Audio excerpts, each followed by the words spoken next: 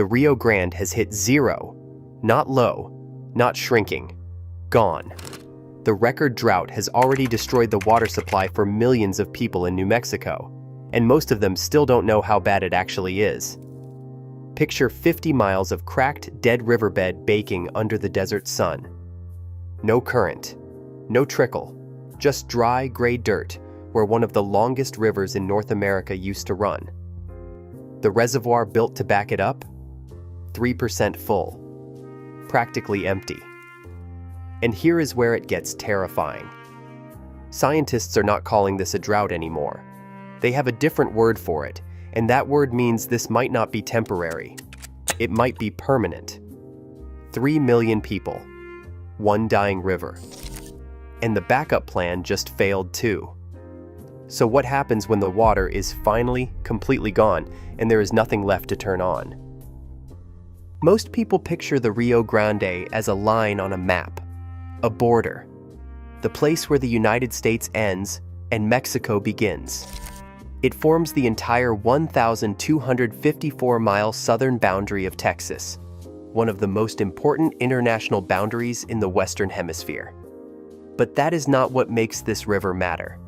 What makes the Rio Grande matter is what it carries. Water. Life-sustaining, irreplaceable, mathematically finite water. And for millions of people across 6 states and 2 nations, it is the only major river they have. There is no backup, no alternative source waiting somewhere else. This is it. The river begins in the San Juan Mountains of Colorado, more than 12,000 feet above sea level. Every spring, snow melts from those peaks and feeds the river below. That snowmelt becomes the drinking water for Albuquerque, the largest city in New Mexico, home to 600,000 people. It becomes the irrigation water that grows the cotton, the pecans, the green chile, and the onions that define the agricultural identity of the entire region. It flows south into Texas, crosses the border into Mexico, and feeds communities on the other side that have been legally promised their share since 1906. Colorado, New Mexico, Texas, and 4 Mexican states, Chihuahua, Coahuila, Nuevo León, and Tamaulipas, all depend on this single river, every single one of them, with no other water source waiting anywhere in reserve. At the center of the entire system sits one structure that was supposed to guarantee it all would work: Elephant Butte Reservoir, about 125 miles south of Albuquerque. Built from 1911 to 1916, it was the largest man-made reservoir in the world at the time of its completion. Engineers diverted the entire Rio Grande, excavated through solid rock, and erected a concrete gravity dam standing 301 feet tall. The reservoir it created stretched 40 miles behind it and held up to 2.19 million acre-feet of water. To picture that, 1 acre-foot covers a football field 1 foot deep. At full capacity, Elephant Butte held enough water to bury the entire island of Manhattan under more than 60 feet of liquid. That was the plan.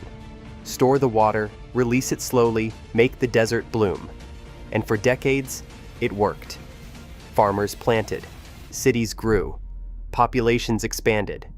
Every year the snowpack melted, the Rio Grande rose, and Elephant Butte filled back up. Not always to the brim, but always enough.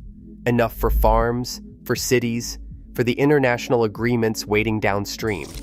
Enough for everyone to keep believing the system was sound and the future was guaranteed.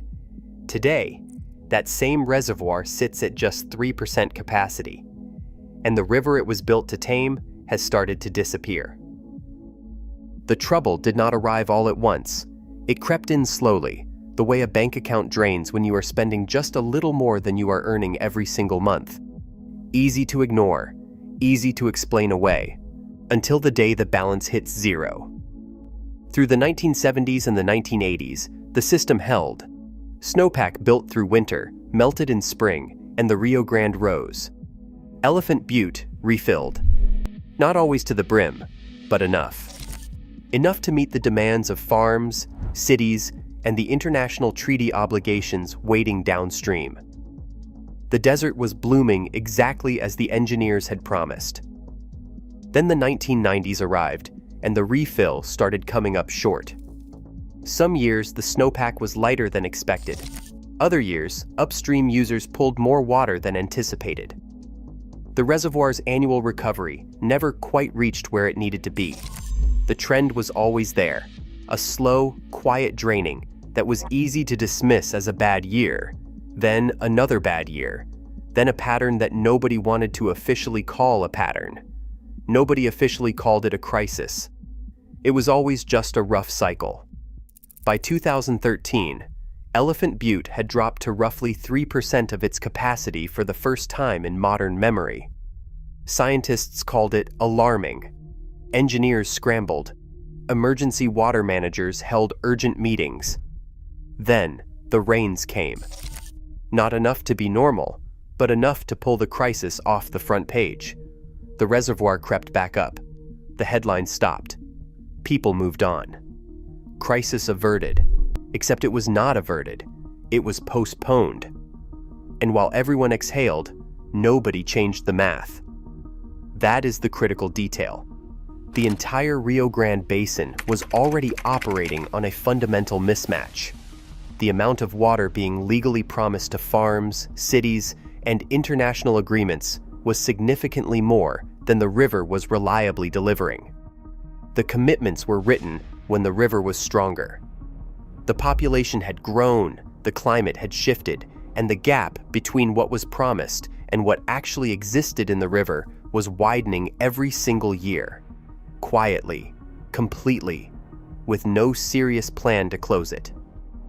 By the end of 2024, Elephant Butte was below 3% again. But this time, there were no rains coming to take the story off the front page. No temporary reprieve waiting on the horizon. And the backup system, the San Juan Chama project, an engineering tunnel drilled straight through the Continental Divide to pipe water in from the Colorado River Basin, hit a record low allocation in 2025 as well. The primary system was failing. The emergency reserve was failing. The demand had never been higher. The backup plan needed a backup plan. There was not one. Picture yourself standing on the banks of the Rio Grande in the summer of 2024. Not near the headwaters up in Colorado. Not at the Texas border crossing. Somewhere in between, in the stretch of river running south from Albuquerque toward Elephant Butte Reservoir, the stretch that is supposed to be the beating heart of New Mexico's entire water system. You are expecting to see water. What you see instead is dirt. Dry, cracked, gray-white riverbed baking in the high desert sun. Cottonwood trees standing brown and dead along the banks. Tall trees that only grow near permanent water, rising above a channel that contains absolutely nothing. No current, no trickle, no reflection of the sky. Just cracked mud baking in the heat where a river used to run. 50 miles.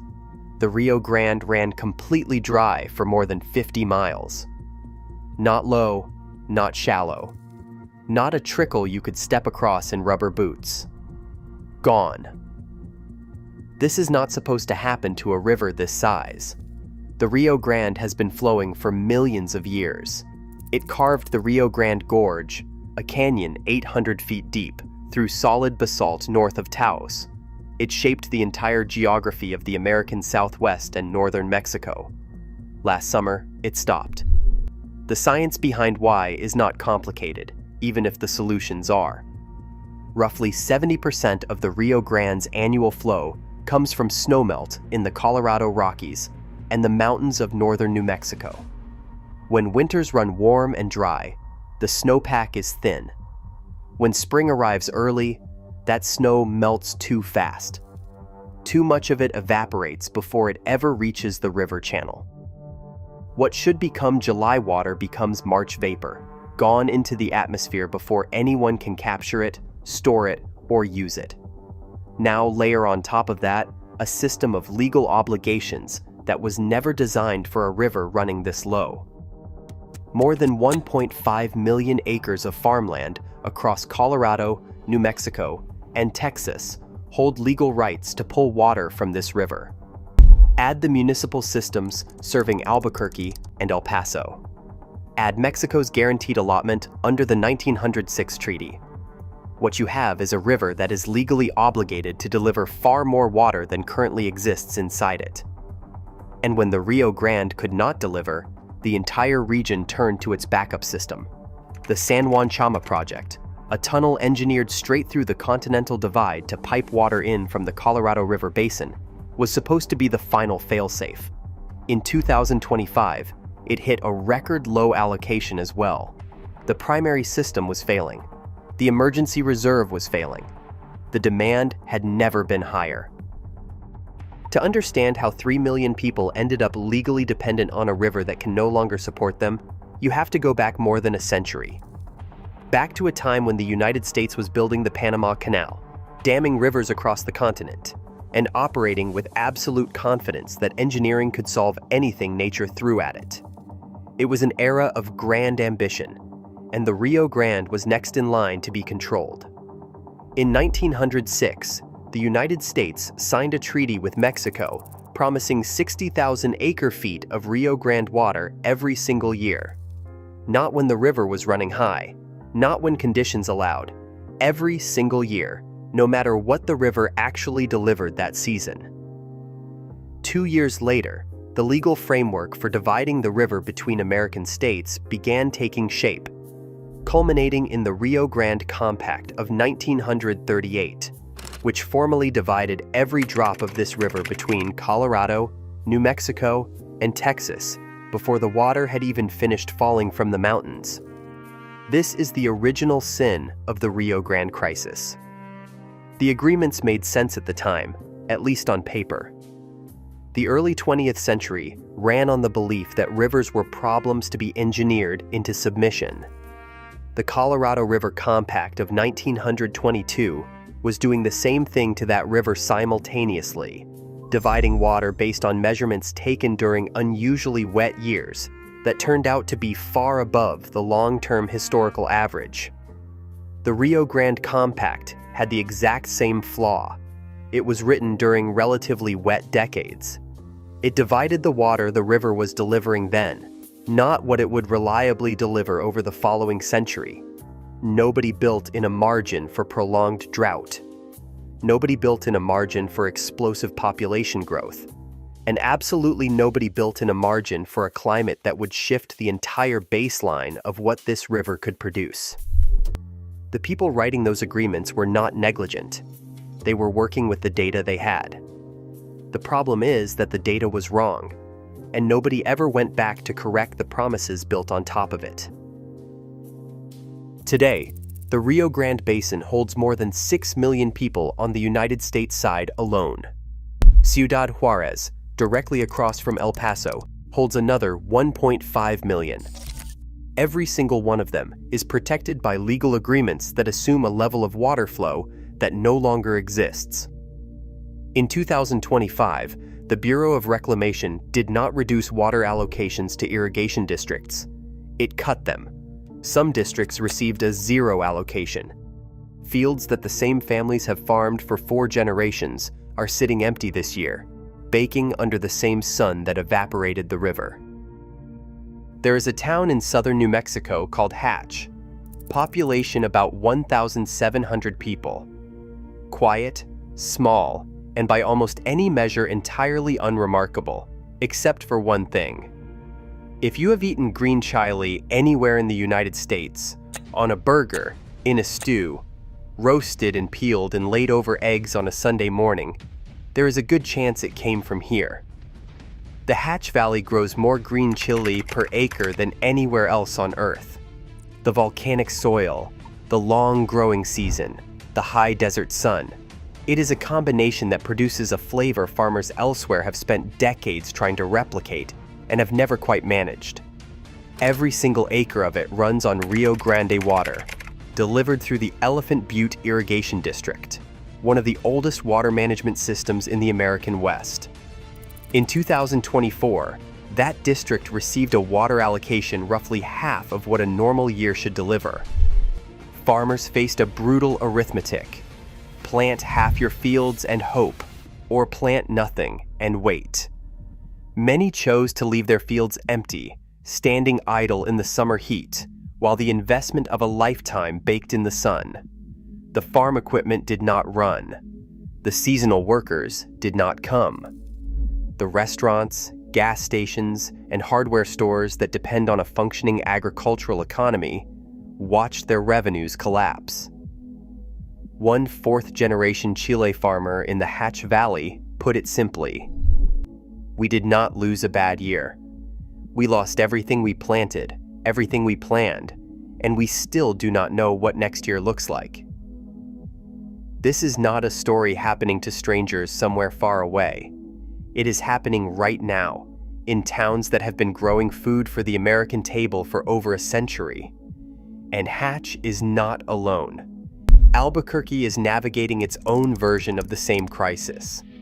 The city has invested heavily in aquifer storage and recovery systems, pumping water underground during wet years to pull it back up in dry ones. Smart engineering, forward-thinking management. But that system depends on there being wet years, and there have not been many wet years lately. By 2025, the Rio Grande Riverbed, running through the middle of New Mexico's largest city, had been dry since spring. A city of 600,000 people, a dry river running through its center. The communities facing the worst of it are not the ones with the best lawyers or the biggest infrastructure budgets. They are the small farming towns, the indigenous communities, and the lower-income neighborhoods sitting at the end of the distribution lines. They will be the first to go without. And for many of them, that moment is no longer approaching. It is already here. Scientists have a word for what is happening in the American Southwest that matters more than the word drought. That word is aridification, and the difference between those two words is the difference between a bad season and a permanently altered world. Drought is temporary. Drought means there is a dry period and eventually the rains return, the aquifers refill, and the reservoirs climb back toward normal. Drought is a deviation from the baseline. Aridification is a change in the baseline itself. The new normal is drier. And on the time scale of human civilization, that change is effectively permanent. This is not a cycle the Rio Grande Basin is moving through. This is the new condition it is moving into. The basin has warmed by approximately 2 degrees Fahrenheit over the past century. That might not sound like much, but in a desert ecosystem already operating at the absolute edge of what agriculture, cities, and human settlement can survive, 2 degrees reshapes everything. Higher temperatures mean more evaporation from the river surface, from the soil, from every plant the river supports. They mean the snowpack in the Colorado Rockies melts earlier in spring, before the river channel can capture it, before the ground can absorb it, before Elephant Butte can store it. The water that should be arriving in July is disappearing in March. Not stolen, not mismanaged. Evaporated before it ever had a chance to be used by anyone. A long-term study of the Rio Grande's flow found that the river's natural volume, independent of dams, independent of irrigation ditches, independent of any human withdrawal, has declined by more than 25% since 1980. 1/4 of the river's natural water, gone. Not taken. Not wasted. Simply lost to a warmer atmosphere that is now consuming water faster than the mountains can replace it. Now add on top of that a human demand that has not declined by 25%. In many years, it has increased. The Bureau of Reclamation has run climate models projecting Elephant Butte's future capacity through 2050. The results are not reassuring. Under the middle range scenario, the one most climate scientists currently consider most likely, the reservoir could reach functionally empty status within 15 to 20 years. Not 3% capacity. Empty. A hole in the New Mexico desert that used to hold water and no longer does. When that happens, the consequences are not gradual. Farms without irrigation water do not slowly reduce production. They stop.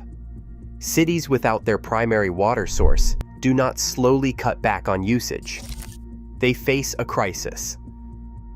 And unlike a drought, there is no waiting for the other side of it. With aridification, this is the other side. When the water runs out in the American West, the fighting starts. And along the Rio Grande, the fighting has already been going on for more than 100 years. The 1944 water treaty between the United States and Mexico requires Mexico to deliver 350,000 acre-feet per year from Rio Grande tributaries back to the United States, primarily from rivers running through the state of Chihuahua. In recent years, Mexico has repeatedly fallen short of that obligation. Not because of bad faith, because Chihuahua is fighting its own water crisis.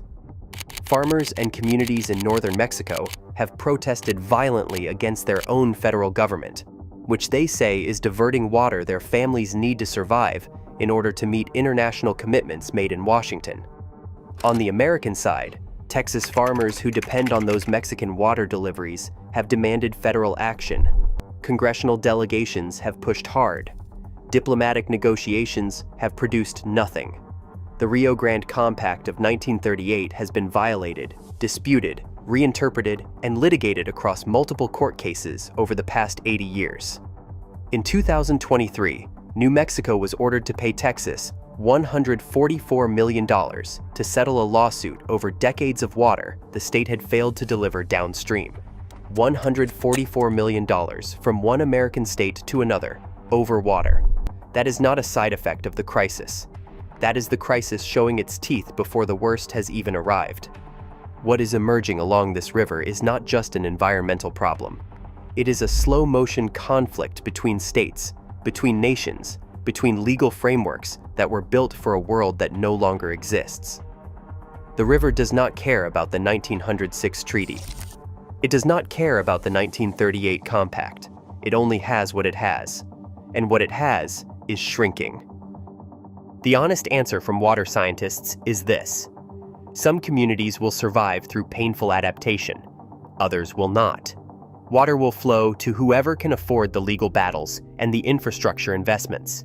The places that cannot will be the first to go without. The river does not negotiate. It just runs dry. There are people working on this. Engineers in Albuquerque have built one of the most sophisticated urban water recycling systems in the country, treating municipal wastewater and injecting it back into the aquifer for later use.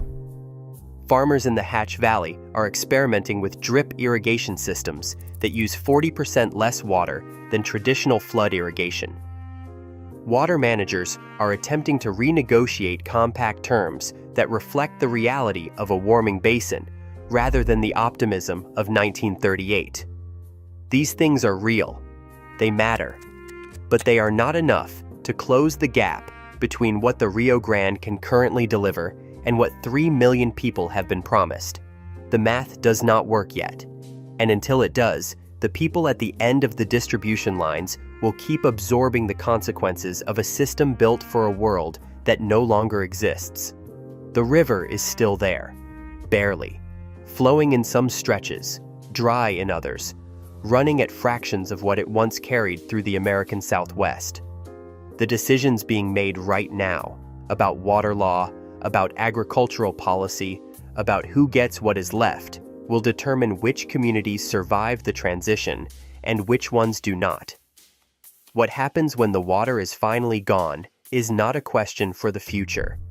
It is already being answered, one dry riverbed at a time, in fields left unplanted, and in cities drawing down reserves they cannot replace.